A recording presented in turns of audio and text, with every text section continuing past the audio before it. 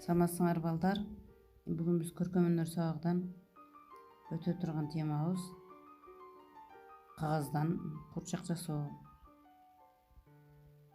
Көрүп тургандай. Аны жасоо үчүн көйнөгүнө графиралык кагазды аласыңар. Анан дагы өзүңөр каалагандай түстөн жасайсыңар графиралык кагазды. Эгер ак көйнөк болсо ак, кызыл көйнөк болсо кызыл, сары көйнөк болсо сары кагазын ошо көйнөгүнө ошоштуруп аласыңар. Мындай эле даяр тартылган сүрөттү үстүнө коесуңар. Сүрөттө кандай көйнөк болсо ошондой кагаз тандайсыңар.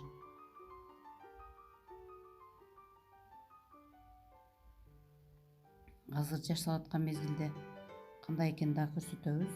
Кагазды коюп, аны катуу кагаздан кырсаңар болот. Эгер жумшак кагаздан кырка турган болсоңор, аркасына бир түтүкчө, кагаз түтүкчө коюп түздөп тургузуп койсоңор болот.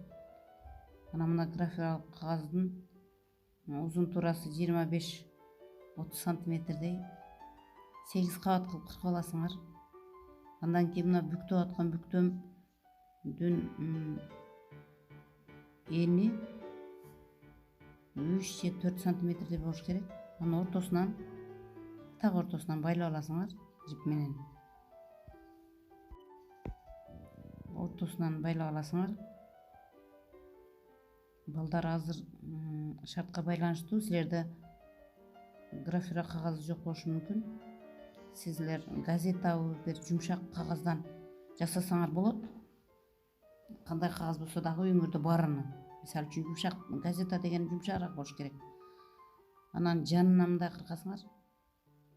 Жанынан дагы үч жагынан да кыркышыңар керек. Эки жагынан барабарлап кыркып аласыңар. Көрсөтүлгөндөй кылып кыркасыңар. Көйнөктүн этеги сыяктуу парпырагандай болуп, этеги болот го, ошондой сыяктуу кылып кыркып алышыңар керек. Анан ортосунан байлаганбыз. Байламга ошо баягы 8 кабат дедим го, ошо 8 кабаттын бир-бирден кабаттарын өйдөгө тартып чыгара баштайсыңар да. Мына баягы кыркканда мындай болуп калат этеги. Көйнөктүн этеги сыяктуу болуп кыркылып калат. Ар бир жасап атканда карап туруп көрүп жасайсыңар. Анан менин түстүү барагым жок эле андай-мындай дебестен, мен айттым го, газета жумшак барактар болсо деле боло берет. Жумшак болгон деген мүлпүлдөп жакшы көрүнөт да.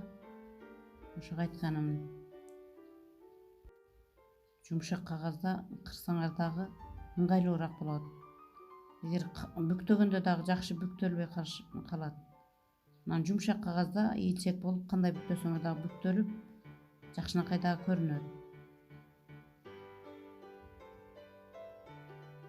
Муну көрүп атасыңар кандай жакшынакай көрүнүп атат. Бирок азыр эгерде силер катуу барактан кылсаңар, ал көйнөккө окшобой калдайып, жакшы көрүнбөй калат. Жумшак болсо үлпүлдөп, жакшынакай жука, көйнөктүн немесин берип, белесин берип, жакшынакай көрүнөт да. Ошон үчүн газетадан кырсаңар деле болот дегенимди ошодон. Канчалык жумшак болсо ошондой жакшынакай көрүнөт.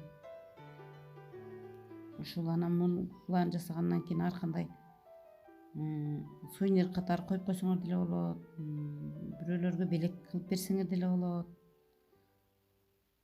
Ар кандай жакшы нерселерге. Анан асты жагына эгер жакшы турбай калган болсо, катуу парактан, картондон тегеретип, ошол жерге клейлеп жармаштырып койсоңор, турганда дагы тегиз тура турган болот. Мына балдар, үстүн жагына даяр мындай компьютерден чыккан же өзүңөр каалагандай бир сүрөттү коюп койсоңор болот. Кыркып туруп коесуңар. Мына түтүкчөнү көрүп атасыңарбы? Ошол түтүкчөнү коюп койсоңор, ошол жерге турат, мына арка жагына. Клейлеп же болбосо скотчтоп жармаштырып коесуңар арка жагына. Тике кылып туруп. Мына көрүп атасыңар, мына ортосуна сайып туруп коюп койсоңор дагы болот. Мына азыр даяр сүрөттү кыркабыз. Мындай кылып жармаштыргандай да. Мына көрүп атасыңар, ичине мындай парпырак көйнөктүн жарымын жармаштырып койсоңор, ошол этегиден чыккандай болуп көрүнөт да, көрүп атасыңар. Анан кыркканда ошол сүрөттүн өзүн гана кыркасыңар. Мына кандай, ана астын көрүп атасыңар, мен жанагы айткандай астына тегеретип кыркып койсоңор түз жакшына турат.